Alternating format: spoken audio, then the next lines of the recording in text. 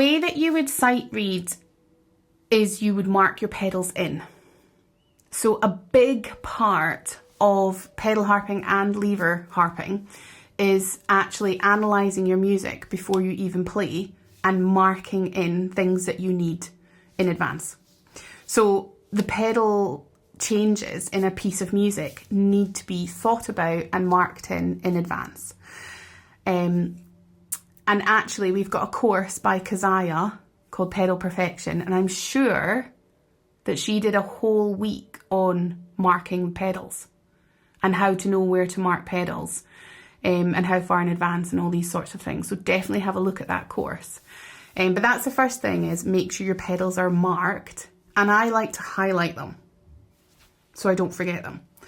Sometimes I think we can be a bit weirdly precious about our music and we don't want to mark it, but actually it's our music. And I always say to my RCS students, the sign of someone who's worked really hard is music that's scribbled all over.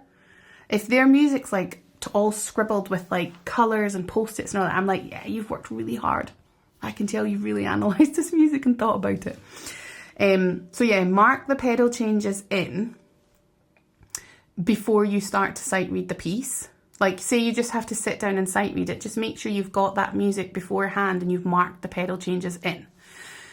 If not, if you don't have time and you have to sit down and you literally have to just read a piece of music and the pedal changes aren't marked in, all you can do is try and be aware of accidentals and tell your brain, like, I have to look out for accidentals in advance.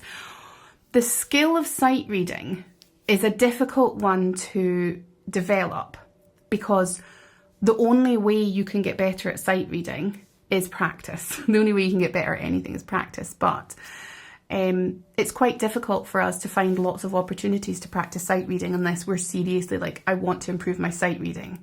And I'm going to actually sit down and, you know, I'm going to practice sight reading, say like 5 minutes at the start of each session. And the best way to do that is to just get some piano music, especially if you want to practice being aware of accidentals, because piano music will have a whole bunch of accidentals in it more than harp music, because they don't have to think about it in the same way and the pedal changes won't be written in. The way to develop the skill of sight reading is the same as the way to develop the skill of actually reading. You should actually be reading one bar ahead. You shouldn't be reading where you actually are at that point in time. So you've got to read the shapes that are in the music, which will help you then be aware of the accidentals that are in the music. But you have to be like glancing ahead and be aware of the symbols that you're specifically looking out for.